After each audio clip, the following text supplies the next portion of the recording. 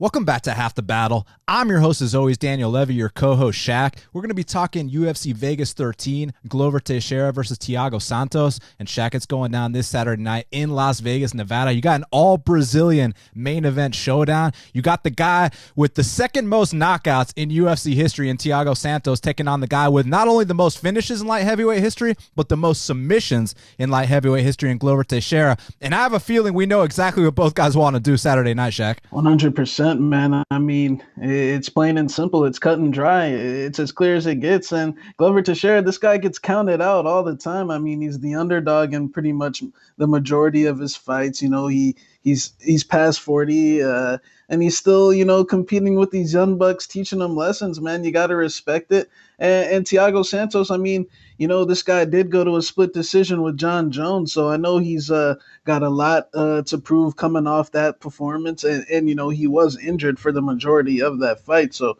that was very impressive. So now we get into this Glover Teixeira fight. 205 is wide open these days. Adesanya's coming up to 205 to challenge for the belt, so I mean, look, Thiago Santos with a win could very well be that next contender. I mean, he did, put Jan Blachowicz down on that canvas in Prague, Czech Republic. So, we can't forget about that. Very true story. I mean, ever since we've seen Jan 2.0, the only man to defeat him, the current UFC light heavyweight champion, is Thiago Maheda Santos. And I have a feeling the winner of this fight between Thiago and Glover is going to face the winner of Jan Blachowicz versus Israel Adesanya. So they're right up there for sure. And to take it a step further, you mentioned the John Jones fight. Thiago Maheda is the only man in MMA history to have one judge score the fight for him against John Jones. So that's a record in itself. So I cannot wait to get down to business for this card.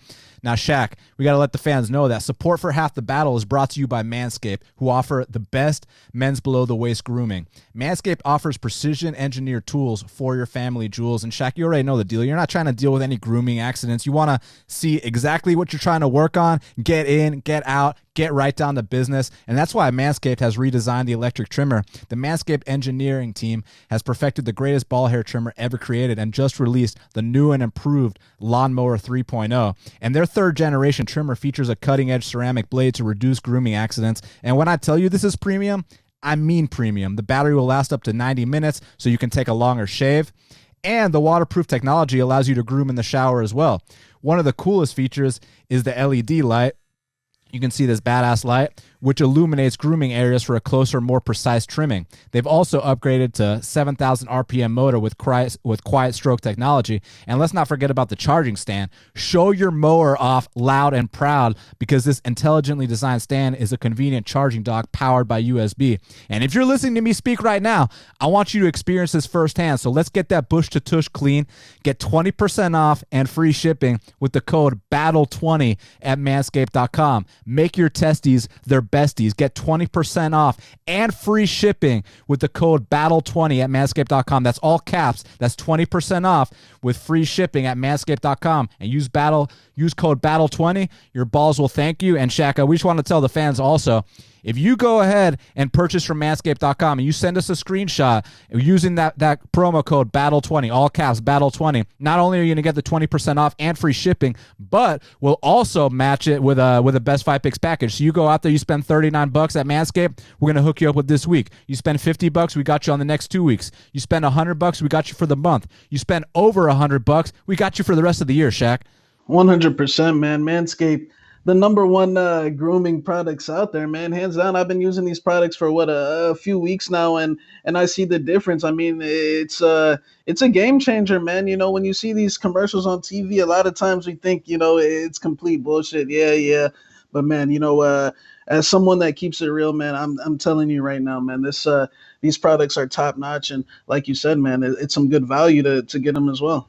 100%. So guys, remember, go to manscaped.com, use that promo code BATTLE20 for 20% off and free shipping. Take that screenshot, let us know you use that code, and we'll hook you up with a matching Best Fight Picks package. Now, Shaq, let's get right down to business. We're gonna go midway through the prelims, do it all the way to the main event, then we'll come back for some of the early prelims.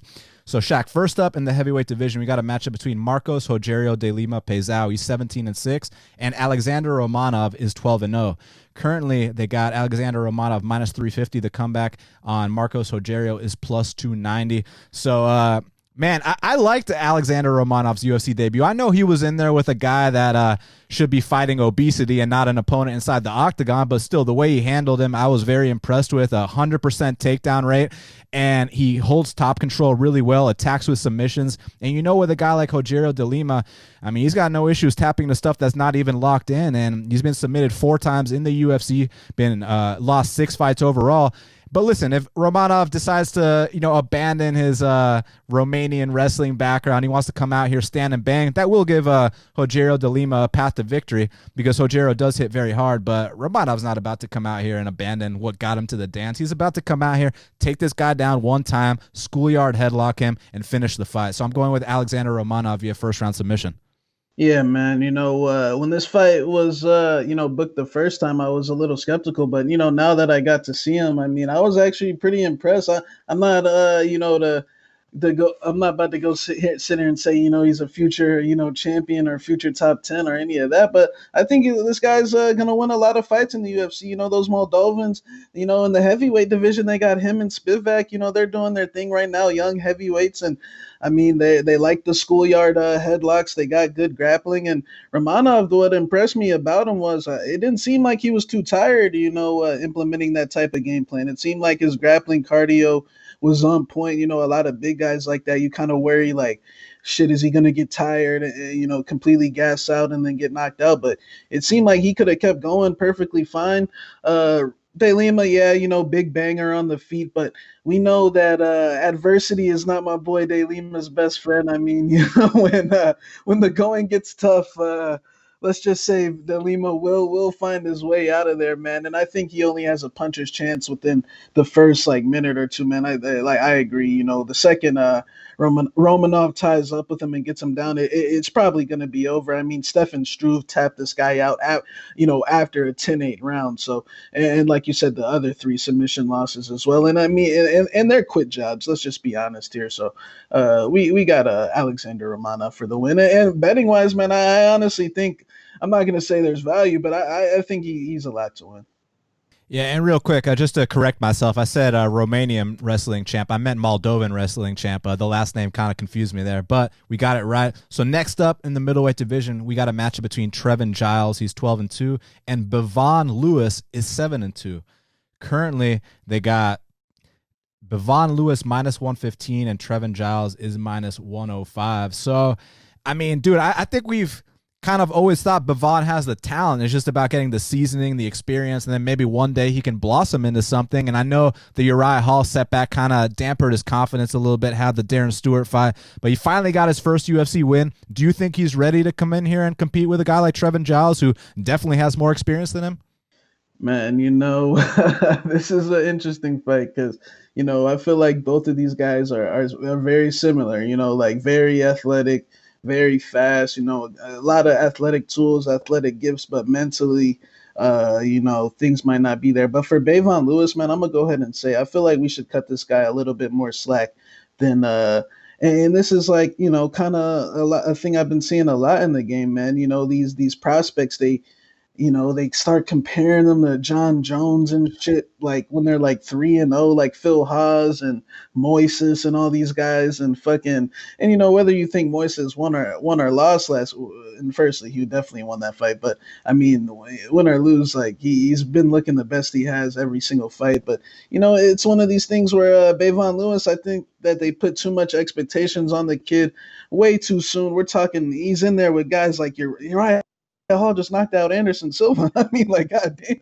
like, you know what I'm saying? Like, Darren Stewart, like, these are heavy hitters, like, real dudes, like, that, I mean, you saw Darren Stewart's last fight, man. Like, that's a different type of ferocity, a different type of, and, I feel like the Daquan Townsend fight, even though it wasn't the best performance, and he definitely held on in the clinch for the majority of the fight, man, I feel like it was a good step forward for Bevon, man, to get his confidence back after those two vicious defeats. And then when we get into Trevin Giles, look, Trevin Giles just beat James Krause, which is a good win. I mean, Trevin Giles is athletic. He's capable of a lot of things, but man, I'm questioning the mental big time. And look, I know Bevon has some similar issues, but I mean, this dude and look, Kevin Holland's a good fighter, but I mean, look, like Kevin said, Trevin didn't want to fight, bro. And that's the look. Look. I don't.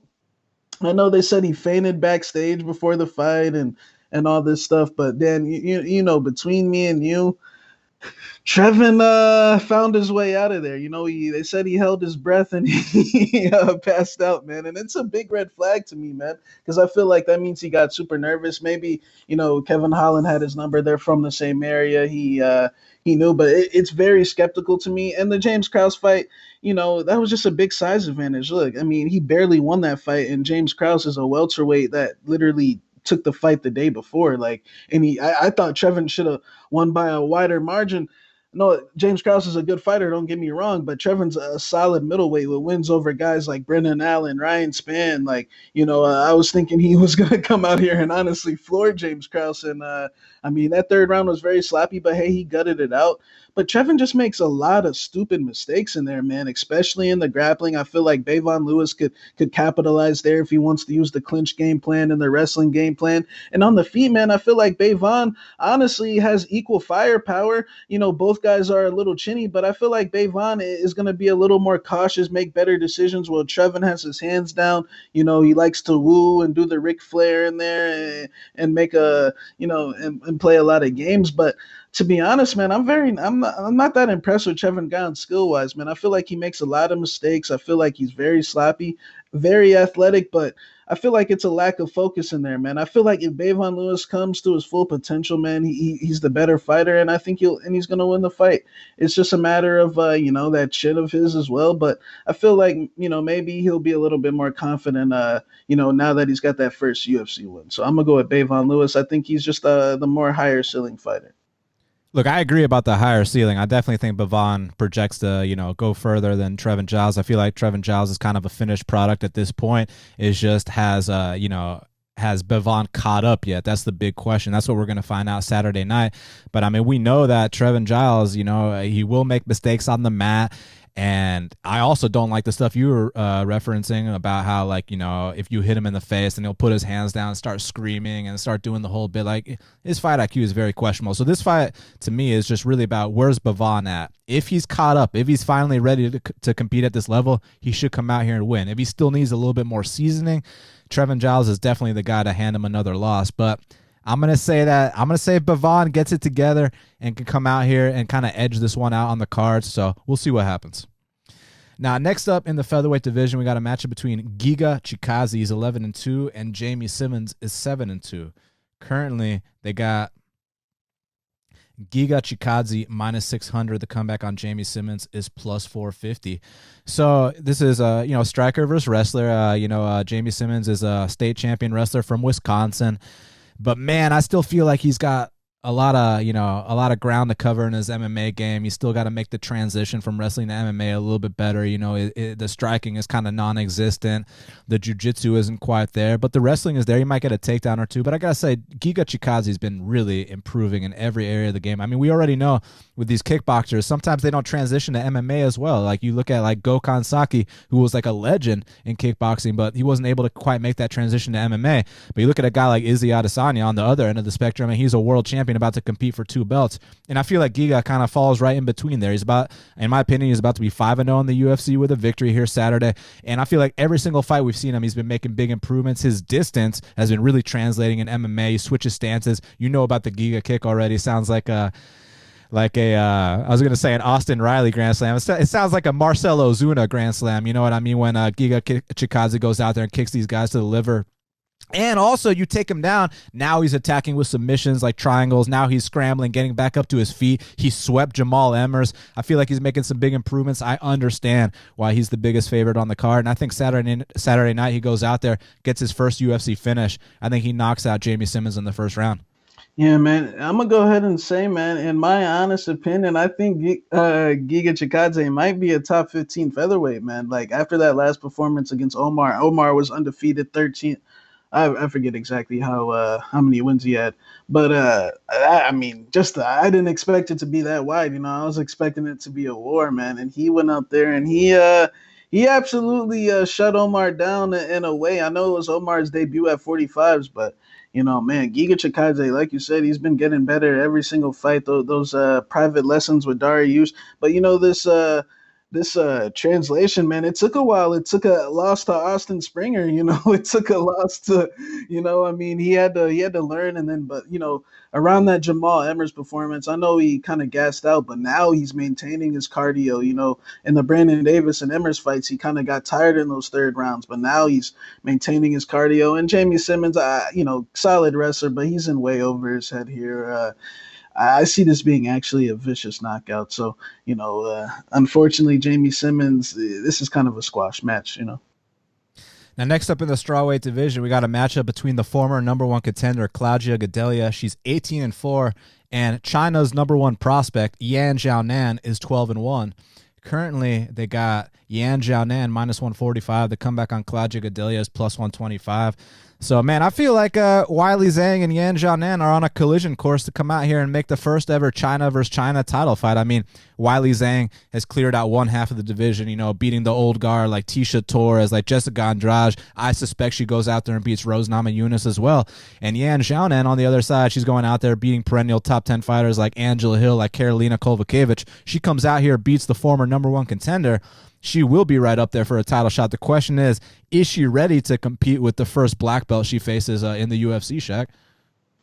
Yeah, this is an interesting fight. This fight was actually supposed to take place a few months back. I think maybe in September or so, and Claudia had the injury, and now they rebook it. It's a good matchup. This is definitely 100%, without a doubt, the biggest test of Xiaonan's career. This ain't no Kowalkiewicz or Suri Kondo or these girls that she's been fighting. This ain't Kylan Curran anymore. Yeah, this ain't Kylan Curran or Angela Hill, but it's somewhere around Angela Hill. But it's a good fight because look, I'm gonna go ahead and say this is probably isn't gonna be one of Yan Xiaonan's typical vicious significant strike beatdowns. But I mean, let's just look at where Claudia Gadelha is at. She's been top 5, 6, her whole career, and just what I'm seeing lately is like she's definitely still strong. She can definitely get the takedowns, the black belt, and all of that. I mean, she's definitely that. But what I see is like it's either, and we're talking about a girl who out-grappled Carla Esparza, and Esparza, she out-grapples a lot of these girls. So the grappling is definitely a worrisome if you're betting chalk on Xiaonan, because I mean she has had her fair share of moments. And in that Karolina Kowalkiewicz fights, there were definitely some spots where you're like, look, Claudia could definitely take her down there.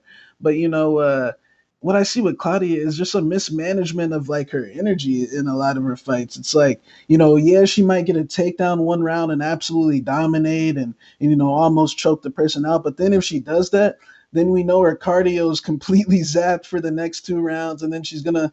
I mean, we know the camp that she really comes from. I know she lives in America these few years, but we know where her base camp, where she was really formed at, and that's Novu Uniao. And we know what happens when those Novu Uniao people get tired, man. They turn into mummies. Her last fight, she was able to still pull it out, but I mean, she got floored hard by Angela Hill. But Angela Hill just consistently makes that mistake of kind of gassing out herself and not doing too much, man. And I really feel like, that was a big letdown on Hill's spot. And it's just more of a drop-off on Gadelha. I mean, look, this girl was clear-cut top 5. Then she took that loss to Nina Androv. Got some takedowns in that fight, but on the feet, just standing there like a mummy. And it's sad because she's actually got power in her hands. It's just it's the cardio thing, and she gets deterred a lot. The Novu Uniao, I mean, when things don't go their way and they're tired, they get sunk. But, Yan Xiaonan, the last few performances, I honestly don't feel like those are her best, but I honestly feel like she just really didn't feel that threatened. I feel like this particular fight, they're going to come in very prepared. Her coaching staff at a China type team, they went out to Alpha Mill for this camp, did the training camp with Song Yadong and Faber and all those guys. And I just feel like, the Chinese athletes, I sense a different level of preparation, with like her and Wiley. I feel like the team has a very specific game plan of what they want to do. And the game plan here is going to be to hit and run. She's definitely going to have to stuff those takedowns, but I heard she's been training with Sarah McMahon and this other girl I forget, but I hear she's been working on her wrestling, and I think she's gonna stuff the takedowns, man. I feel like at distance she's gonna touch Gadelha up with the volume, make the sounds. She's got different versions of striking game. She can point, she can be aggressive.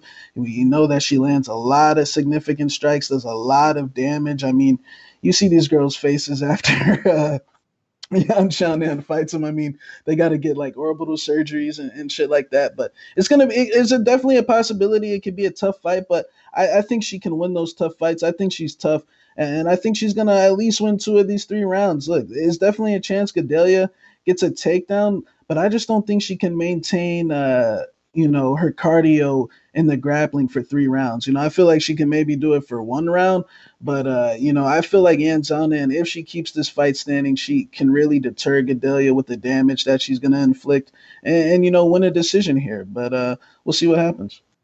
Yeah, no doubt about it. I mean, how often do you see women in the strawweight division or just in any division coming out here and throwing sidekicks to the face? And I mean, that's what Yan Xiaonan brings to the table. She's mean, man, and I've been on this train since day one. I mean, you guys remember the max bet Shaq and I cashed against Kyle and Kerr, and I've bet her every single fight since, and I'm riding this train until the wheels fall off, man. I feel like here with Claudia Gadelha, listen, Claudia has definitely established herself in the division, and you have to be a certain level to go out there and beat someone like Claudia Gadelha. Like, not just any random person is going to come out here and beat Claudia.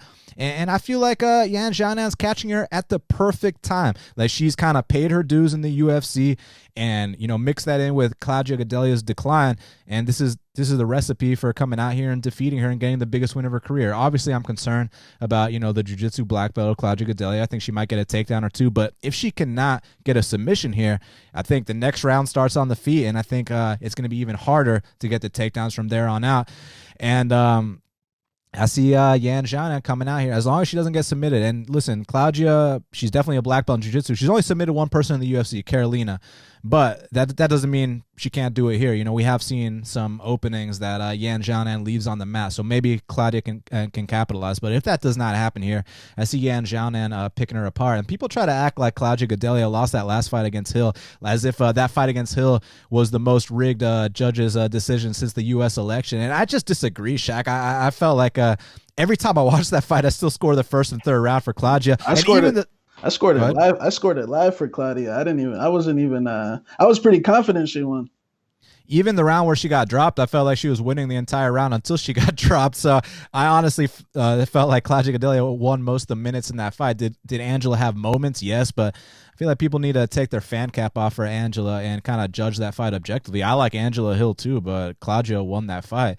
But that makes no difference here. I see Yan Xiaonan coming out here with a different level of ferocity and lighting up Claudia Gadelha, getting the biggest win of her career and being one step closer to the China versus China showdown for a title fight against Weili Zhang. So I'm rolling with Yan Xiaonan here. Now, next up in the middleweight division, we got a showdown between Ian Heinisch, he's 14-3, and Brendan Allen is 15-3.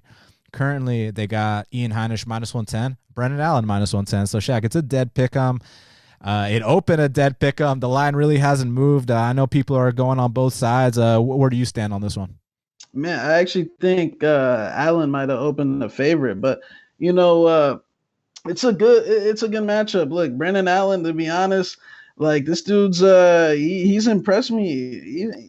Coming into his debut against Kevin Holland at the time, I thought it was a little bit too much. I mean, Brendan had, taken L's to Fluffy Hernandez on the local scene, Eric Anders, some other guys, Trevin Giles.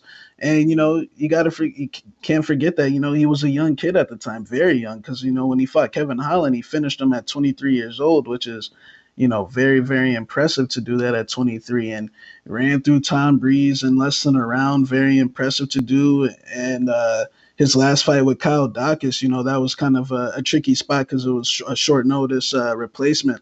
I think he was supposed to fight Heinisch that night, yeah. And, Heinisch had the injury and Dacus stepped in. And, Brendan definitely, the third round was a little I don't want to say sketch. I mean, might have lost that round, but those type of fights are tricky, man, because you're kind of risking everything to fight this no name guy that no one's ever heard of, man. So, but Brendan Allen, man, he's impressed me. Ian Heinisch, to be honest, like at one point I was very high on him, but and I think he's a solid fighter. But man, as far as this fight goes, I'm gonna go ahead and say like I think that Brendan Allen, might honestly not just win this fight, but I honestly think he might even be a contender in the middleweight division, man. I'm not saying he's gonna win a title, but I think I could see him in the top 10. I'm not sure if he's ranked or anything yet, but I can see this guy in the top 10, man, fighting these guys. He's so young, very experienced. He's all in. I mean, the kid's got a good mindset. He's a family man, and just like the way he moves forward and in the weakness of him, his striking is he's kind of slow a little bit, and Ian Heinisch definitely has that big right hand. But I see so in pretty much all of Ian's fights, so many opportunities where a guy like Brendan Allen could take advantage of, man. It's like, this Carlos Jr. fight, I don't know how many times he got taken down, but it was more than five. And it's not just, he's got a good get up game and he can get back up, but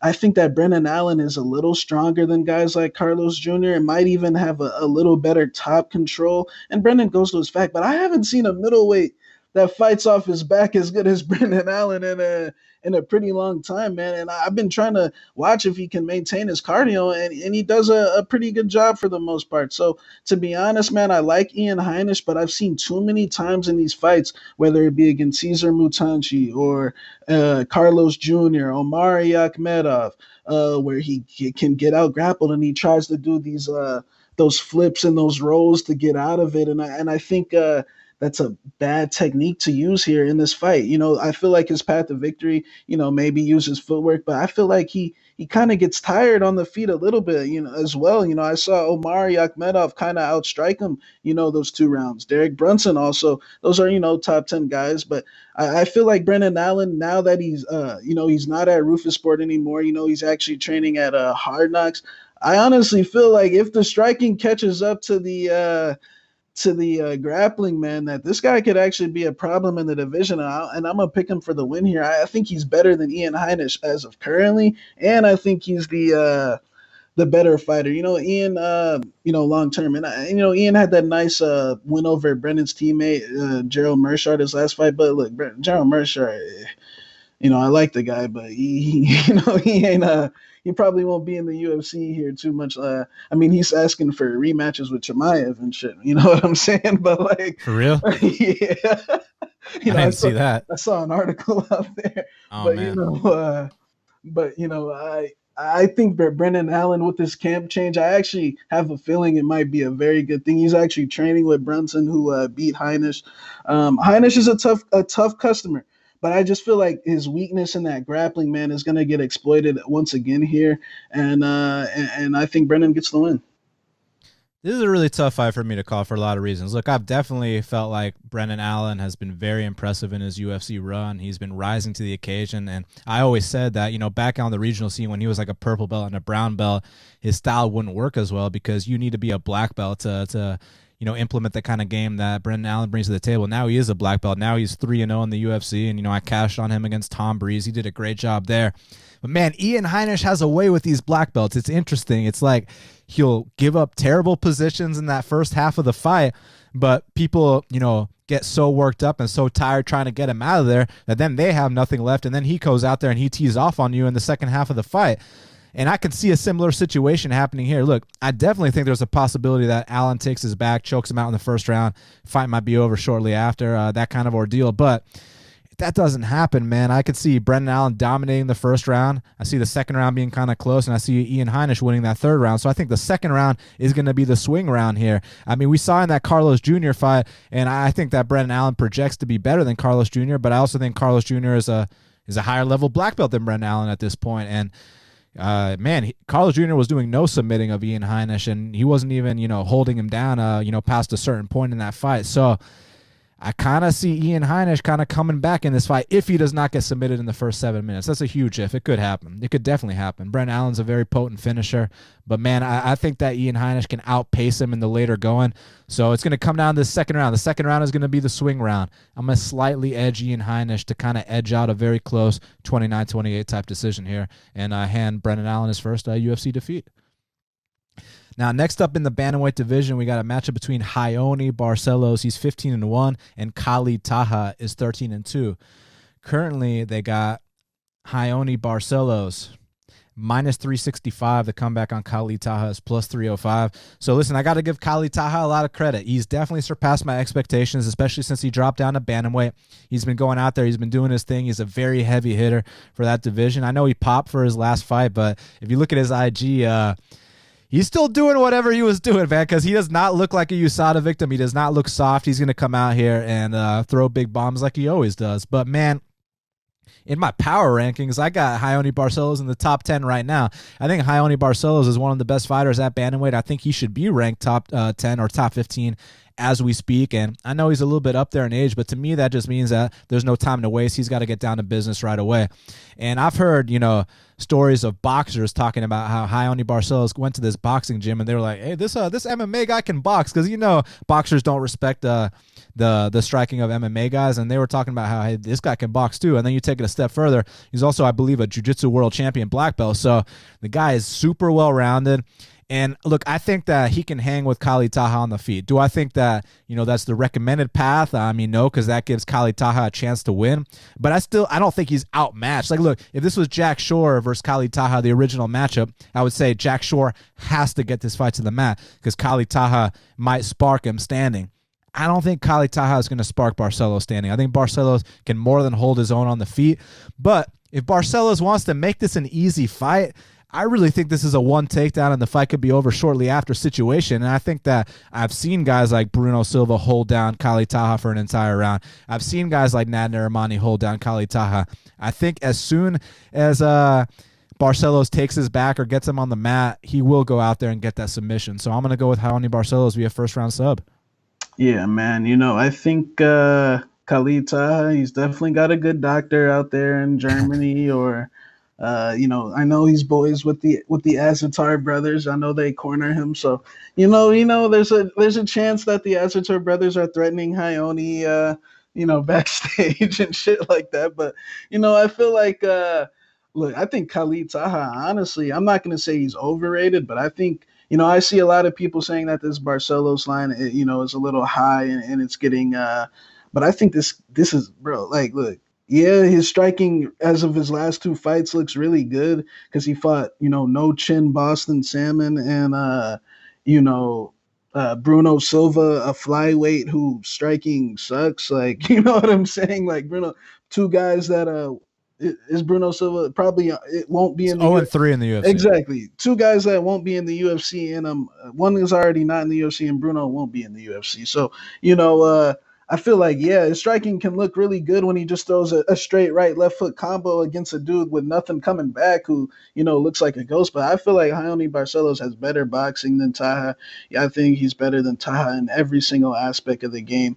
The only way Taha can win this fight is by a knockout, a lucky punch. And I feel like Barcelos is faster, has faster hands than him, better combinations. All we've seen from Taha is a quick little one, a straight right, left hook, against Boston Salmon for 12 seconds. I don't know if you've been paying attention recently, Dan, but Boston Salmon gets knocked out every single fight. I mean, that's just the honest, that's just the facts about it. Bruno Silva, like we said, 0-3.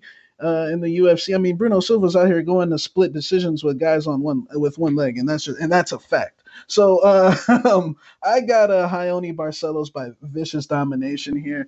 I think Khalid Taha, this ain't gonna be like a Sean Strickland, Jack Marshman, and Strickland, won the stand up as well. But we were kind of hoping that he, would just take the easy route and go for the submission.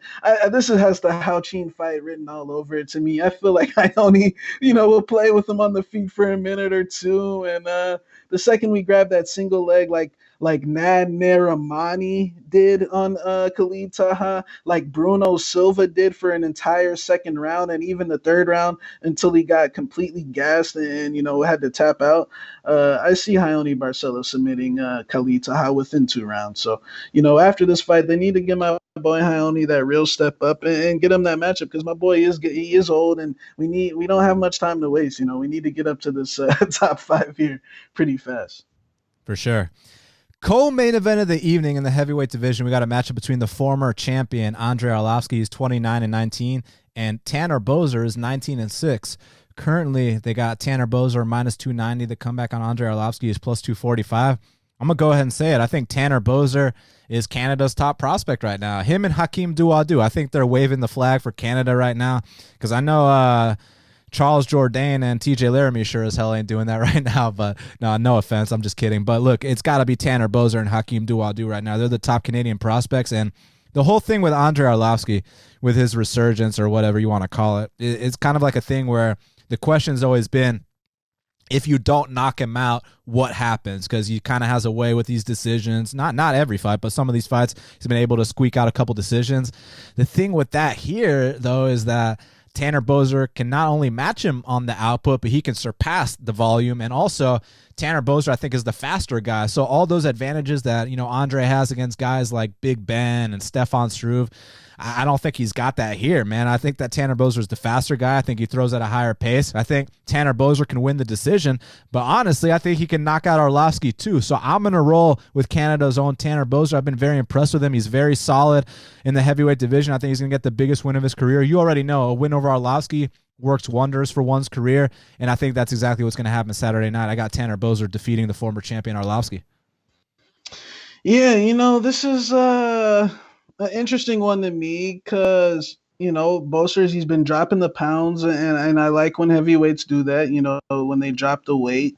And, he's been he's a very smart. I actually disagree on the volume take. I know it would seem like that on, based on his last 2 fights, but I'm not convinced that he throws enough for, at least from a betting perspective of what is it, minus 300, minus 280, 90, somewhere around there.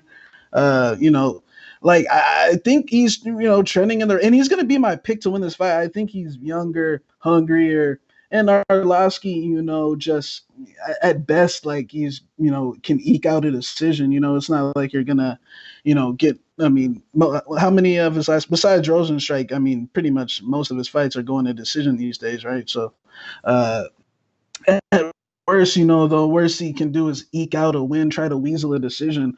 It's just. I'm not honestly ready to jump on the Tanner Boser train yet. I think he's good, but I do think this is a big a step up. I mean, Rafael Pizzo is complete trash, and Felipe Lins, I don't know. I mean, look, Felipe Lins, for coming from PFL, I guess, PFL and the UFC are just 2 completely different things. And, we can't forget that Arlovski, beat Felipe Lins as well. But, Boser is definitely quick, a faster heavyweight.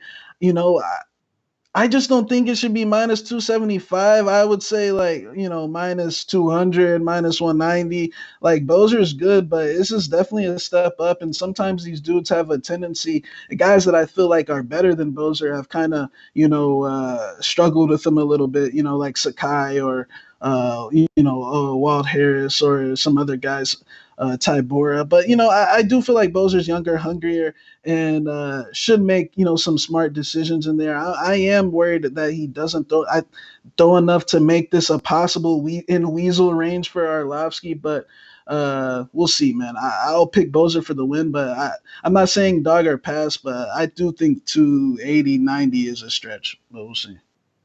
Main event of the evening in the light heavyweight division, we got a matchup between Thiago Santos, he's 21-7, and Glover Teixeira is 31-7. Currently, they got Maheda minus 240. The comeback on Glover is plus 200. So, like I said at the beginning of the show, Thiago Maheda, he's got the second most knockouts in UFC history, right up there with Anthony Rumble and Vitor Belfort. He gets a knockout here. He takes the #1 spot. And Glover Teixeira, not only does he have the most submissions in light heavyweight history, he's tied with, Misha Serkunov, who he finished in the first round, Ovince St. Preux, who he submitted, Paul Craig, and even the great Johnny Bones Jones. But he's also got the most finishes in light heavyweight history. So he comes out here, wins this fight inside the distance. He extends that record. And, man, just a hell of a fight. So, listen, I respect the boxing of Glover Teixeira as well, but I think that, standing with a guy like Thiago Maeda, don't get me wrong, he's been caught in the past before, and sometimes he fights with his hands down and doesn't respect these guys, but I think Glover's going to want to get this to the mat. I think Thiago's is going to want to keep this standing. The line says minus 240 Thiago, so they're pretty confident Thiago's just going to come out here and knock him out, but I think that line kind of has something to do with, the rub he got from going to split with John Jones. I see this as a different matchup. How do you view it? Yeah, man. It's a very good matchup. Like you said with the John Jones thing, he's minus 240 because he went to split. But I will say, man, 205 Thiago Santos is definitely a lot better than 185 pounds. That performance against Blachowicz, the way he set that up, it definitely, didn't have any, Maeda was kind of known at 85 for just these kind of similar to Alex Cowboy Oliveira, dude, what the hell did you just do? What was that? Why'd you drop your hands against Dave Branch? Why'd you get tapped out by Eric Spicely? Why'd you let Uriah Hall outwork you? But hey, I think at 205, he's definitely performing better. And, man, I suck at picking Glover Teixeira fights because, you always want to say, these big age gaps he's got. It's like you expect one of these young guys to go out there and get the win against him. But we know that Glover's ground game, man, is as good as it gets. We know when he gets let's just go ahead and say here to here. If he gets on top of Thiago Santos, we might as well just go ahead and get up and walk away from the TV because it's just like, oh, fuck it, it's over. I think his ground game's honestly that good, man. I think that when he gets on top of these dudes, that third degree strength is just a different game, and we've seen Maeda, struggle with that. But on the feet, there's definitely no questions who's the faster guy. The Glover Teixeira, gets rocked in damn near pretty much every single fight. To the brink, but he's able to just hold on. He's very strong mentally. Man, is this based off the John Jones performance? And personally, man, live I thought it was 3-2, but honestly, when I went back and watched it, I kind of thought it was kind of a little bit more wider for John Jones. But I guess John Jones kind of does get hit with unnecessary shots here and there, but I don't think he was really hurt from him that much. But I think Jones won that fight somewhat comfortably, but I think Thiago Santos, if he plays this smart, should come out here and get the win and be, the faster guy, the left kick to the body, left kick upstairs. But, man, Glover Teixeira kind of scares me. That's just me personally, man. This dude's ground game, like I said, it's a big edge in this fight, man. I'm telling you, this dude, how many times have we seen it? This guy get counted out, and then the second he submitted, he ground and pounded Misha Serkunov, the Ion Kudalaba comeback, the Ovince St. Preux fight back in the day. I know you remember when he KO'd Ryan Bader stiff. Usually when he loses just by first round KO, and it's funny because Corey Anderson wobbled him too, so that's a big thing. But I'm gonna lean Thiago Santos, but I honestly think it could be lined a little bit closer, maybe minus 165, minus 170 Maeda Santos. But I'm gonna go with Maeda Santos. I think he does finally get to Glover Teixeira's chin early. I just think he's gonna be too explosive, too powerful. And Glover Teixeira, he's been prone to those uppercuts several times in the past, and Maeda's got quite the uppercut on him. The Gustafsson fight, the Anthony Johnson fight, it's the Kudalaba fight before he got submitted. So I'm going to go with Maeda Santos, but I might have to say it's a darker pass.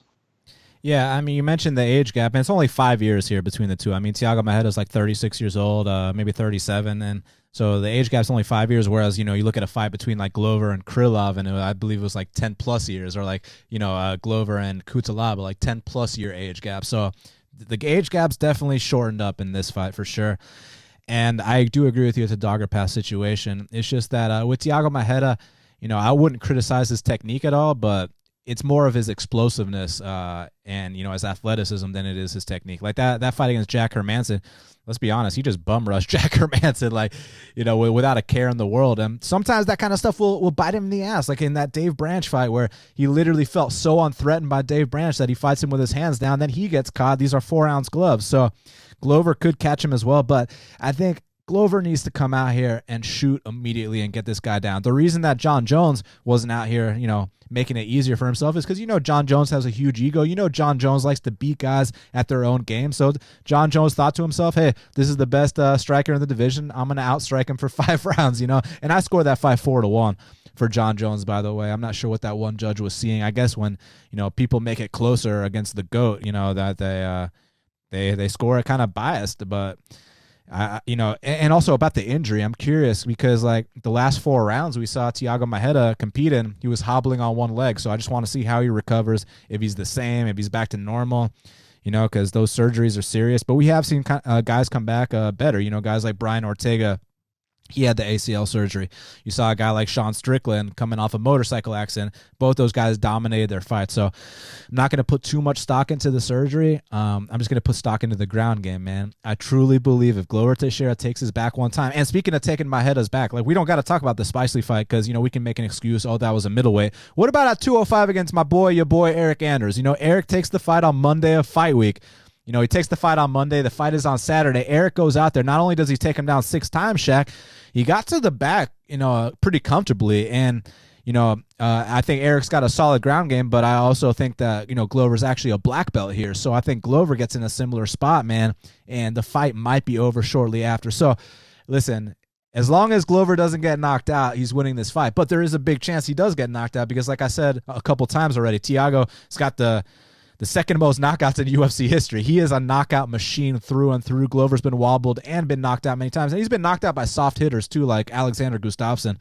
And I think that my head definitely hits a lot harder than that. So he's got to be careful. Somebody's going to take offense to that. Yeah, I know. I don't give a fuck. They were picking fucking Gustafsson at -400 against Werdum. So cry me a fucking river. You know what I'm saying?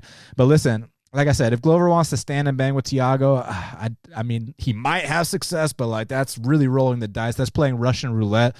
But if he wants to come out here and really make it easy, or make it, easier, should I say, take this guy down. And as far as the Gustafsson fight, Gustafsson actually has better takedown defense than Maeda. Gustafsson's kind of hard to take down, so Glover was kind of forced to stand with him.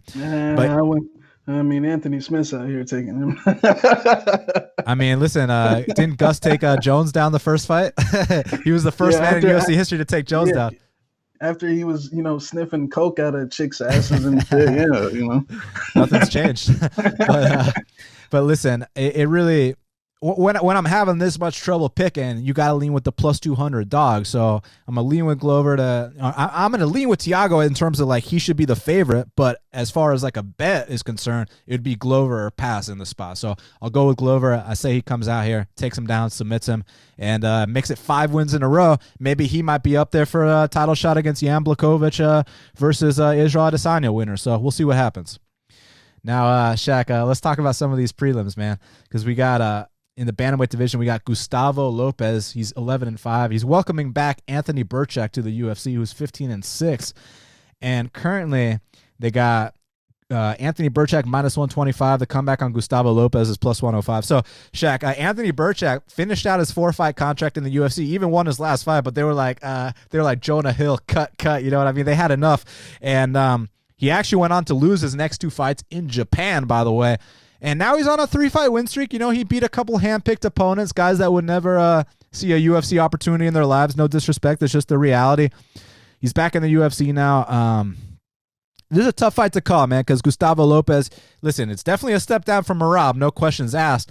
But at the same time, both these guys are kind of around the same level. I'm going to slightly lean towards Gustavo Lopez. I think he's got more to prove here. I think Anthony Birchak already had his UFC opportunity. But look, Anthony Birchak's an experienced guy. I mean, I know you remember when he beat Ryan Benoit back on, I think it was the MFC scene back in Canada. They had like a fight of the night. I know you remember when he knocked out Joe Soto in the first round. So Anthony Birchak's done some things against some UFC vets. I think Gustavo Lopez is probably the hungrier guy at this point.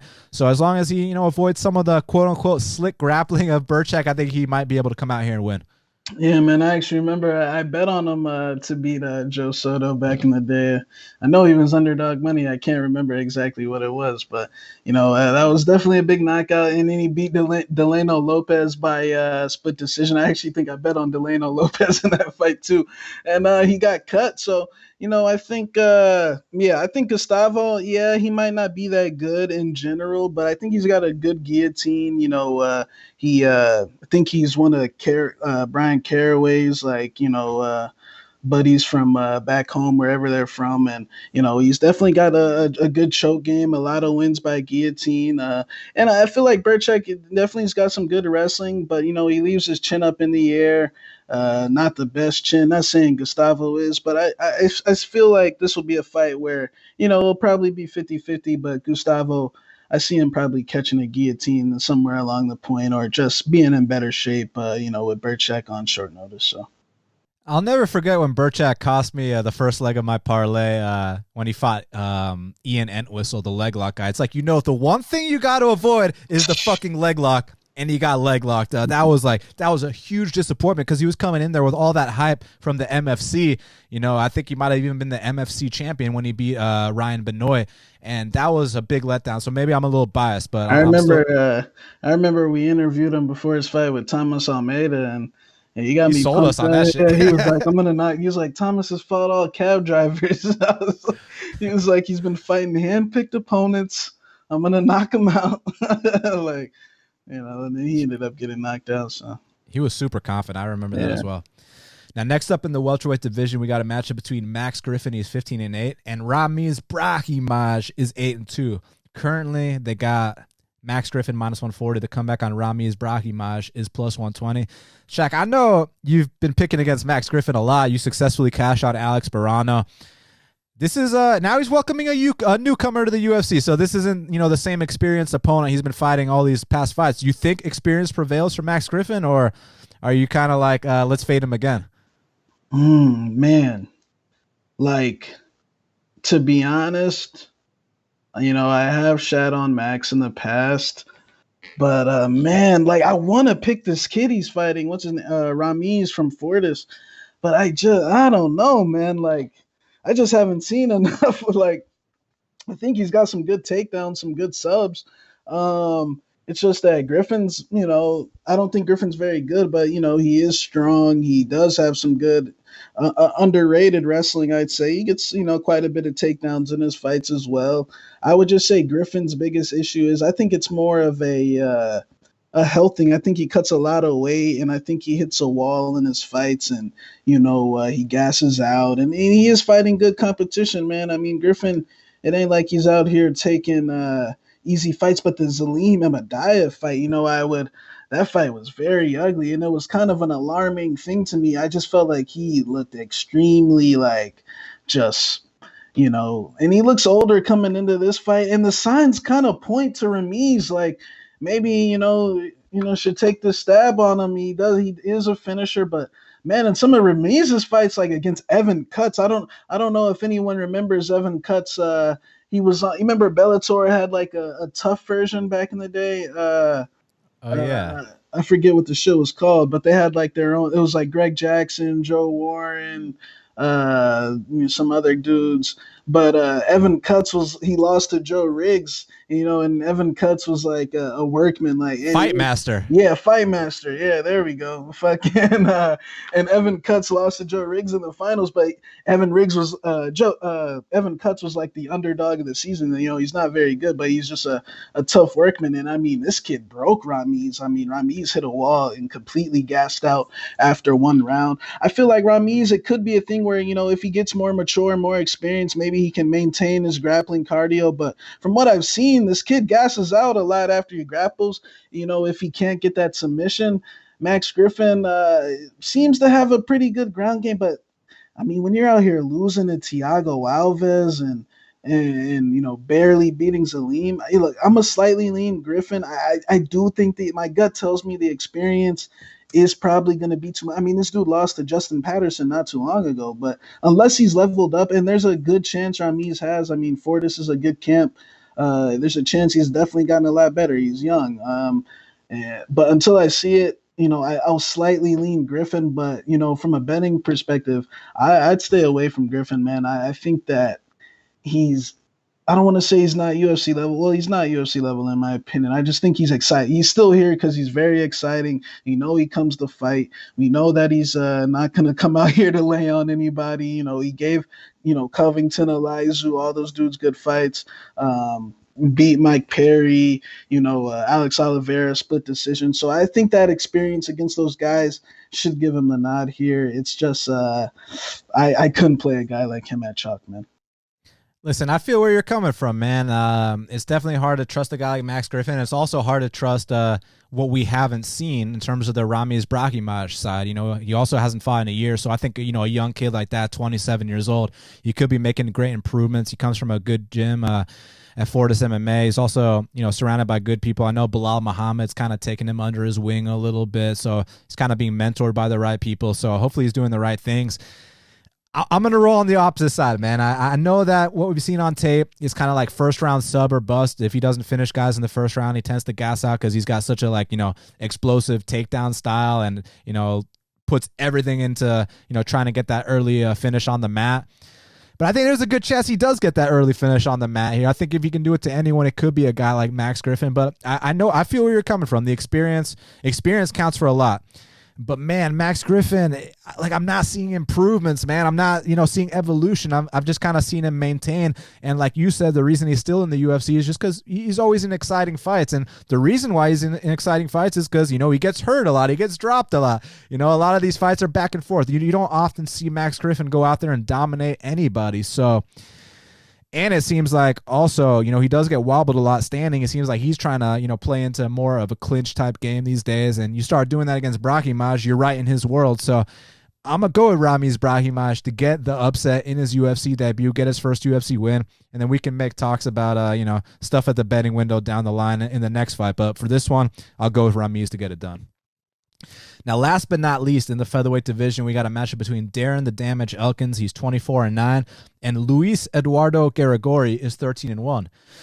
Currently, they got Darren Elkins minus 240. The comeback on Eduardo Garagori is plus 200. I'm just going to go ahead and say it. Darren Elkins is a guy that, if I'm going to bet him, I like to bet him at, underdog odds because, he does have a bit of a way of coming back in some of these fights, whether it's, the Mirsad Bektik fight when he came back or even the Michael Johnson fight. He lost the first round, goes in there, and that second round submits him. But I actually bet on Nate Landwehr that last fight. Everyone says it was this big robbery.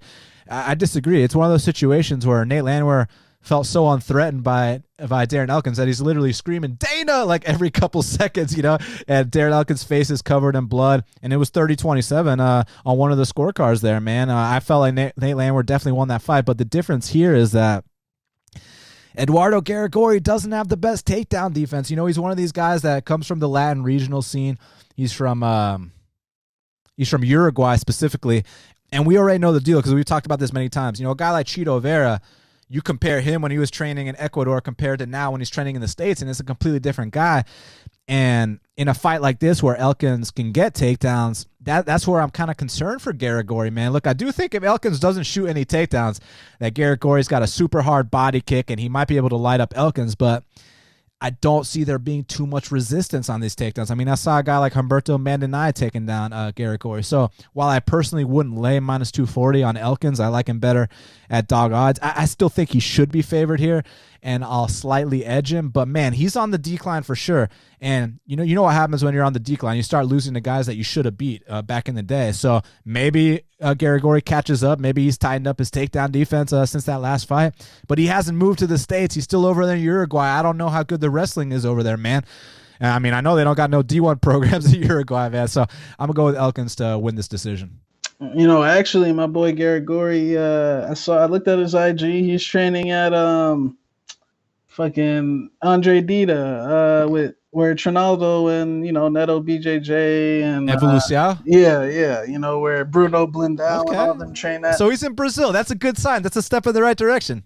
So he's working with that team now for this fight. So he is trying to make a a stride forward. He got out of Uruguay at least. You know what I'm saying? I actually saw he was at Novo União for Jose Aldo's training camp as well, along with that French kid too. For what's his name? Fucking Ziam. Ziam, yeah, him. And Garagori were out there, I guess, as punching bags for Jose. I think this fight, yeah, man. Look, Garagori's takedown defense is complete shit. Ben and I took him down like 4 or 5 times. But man, from a betting perspective, it's got to be Garagori or pass. Unless you're just very sure that he's not going to get up, and when Elkins gets him down, and there's a chance that happens. Elkins, if he chooses to wrestle, he will get these takedowns. It's just where I can't bet Elkins. It's the health, kind of similar to like I was mentioning before. It's like he gets cut super easily. I mean, if Garagori can fucking slice him open from bottom, I mean Elkins. I mean they call him they don't call him the damage for no reason. I mean this dude is barely hanging on in the health department in my eyes. I mean you saw the amount of blood he lost his last few fights, man. I mean he's lost a lot of blood. And I mean, when things like that start happening, like you said, you start getting cut open to guys that, couldn't even hold your jockstrap a couple years ago. And next thing you know, they're stopping the fight. So I feel like that's a possibility outcome. Like that Elkins just like his face is going to get so fucking mashed up, like from anything, man, like an elbow, a straight, like, and this fight possibly gets stopped. But if he comes in here and fights smart, and his job might possibly be on the line. I mean, I know Elkins, we love Elkins, but what is it for? He's on 4 L's in a row. Yeah. But those guys are completely 100 times better than Garrett Gorey, 100%, no doubt. It's just that if Garrett Gorey's gotten better and can resist these takedowns, maybe a little bit, to buy time until he can, let go of that offense. We'll see. But I'll pick Elkins. He probably will wrestle him, but it's Garrett Gorey or pass, man. You got to see if Garrett Gorey can inflict this damage on the damage. Well, Shaq, now we got to talk about the fight to watch and the fighter to watch. And we're not gonna talk about my girl Sarah Moras. That fight got moved to a different card. Oh, really? Yeah. Well, Shaq, now we got to talk about the fight to watch and the fighter to watch. So what is the fight to watch for UFC Vegas 13?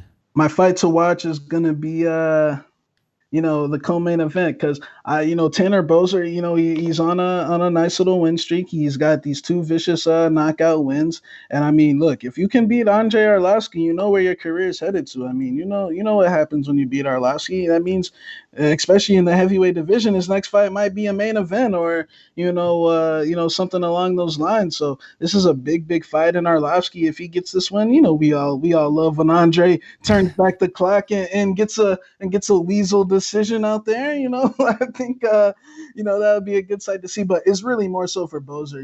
I want to see at this line how he performs against someone like Arlovski, who I consider a lot better than his last 2 opponents. So that's my fight to watch. For me, my fight to watch is Yan Xiaonan versus Claudia Gadelha. I mean, this is the biggest step up in the career of Yan Xiaonan. She passes this test. Like I said, she's going to be right up there with Weili Zhang for the China versus China title fight. And if Claudia Gadelha wins this fight, she solidifies that, hey, I'm still a top 5 fighter in this division. You have to be a certain level to get past me. And it'll be 3 wins in a row. I know 1 or 2 more wins, she might be up there for a 3rd title shot. So the winner of this fight is going to put themselves in a prime position in the strawweight ranking. So for that reason, Yan Xiaonan versus Claudia Gadelha is my fight to watch. Well, Shaq, who is your fighter to watch for UFC on ESPN Plus 40? My fighter to watch is Yan Xiaonan. I mean, look, this is a big step up in competition, a real name. Claudia Gadelha, has been there and done that. I mean, beating some of the best names in the division. And, China, if my boy Dana can get his hands on another Chinese star, he'll take it. You know how they like to put these Chinese guys on their teams like Song Yadong. You can't beat Song Yadong on the scorecards. I mean, there's a chance there that might be in factor here too. You know what I'm saying? I hope so. But that Chinese market is huge, man, and they're looking to go back there when this Corona thing heals up. And what better to go back with the China versus China, title fight, just Xiaonan in general, man. We don't see too many chicks out here throwing the side kicks to the face, that type of ferocity out there. And it would be a good sight to see if she got this win. I mean, there would be a new contender. I think we've seen kind of Gadelha already in the mix with most of these girls before. So, it'll give us a fresh face. So that's my fighter to watch. I'll definitely wake up at 4 a.m. for that China versus China title fight showdown and pay full price 100%. For me, my fighter to watch is Heinisch Barcelos, man. I mean, look, like I told y'all, he's top 10 in my power rankings at bantamweight. He's not even ranked officially. And I want to see him come out here and have a dominant performance. No sketchy moments. Don't get dropped and then come back. I want to see him come out here, dominate from start to finish, and then work his way to a big fight in the rankings. And I think he comes out here, gets the performance that I'm thinking he has, and he will be in that position. So for that reason, Heinisch Barcelos is my fighter to watch. Well, Shaq, we did it. It's going down this Saturday night in Las Vegas, Nevada. Glover Teixeira vs. Thiago Santos. They can follow you at MMA Genius 05. They can follow me at Best Fight Picks. They can subscribe to Half the Battle on iTunes, SoundCloud, YouTube, Stitcher, Spotify, all the places where we are available. Make sure y'all go to manscaped.com. Use that promo code BATTLE20, all caps, BATTLE20 for 20% off and free shipping. And you send a screenshot that you use that code BATTLE20, and we'll match it with a Best Fight Picks package. So make sure y'all do that at manscaped.com. Also, hit us up at bestfightpicks.com for the plays. And Shaq, we'll speak very soon. So everybody, until the next time, let's cash these bets.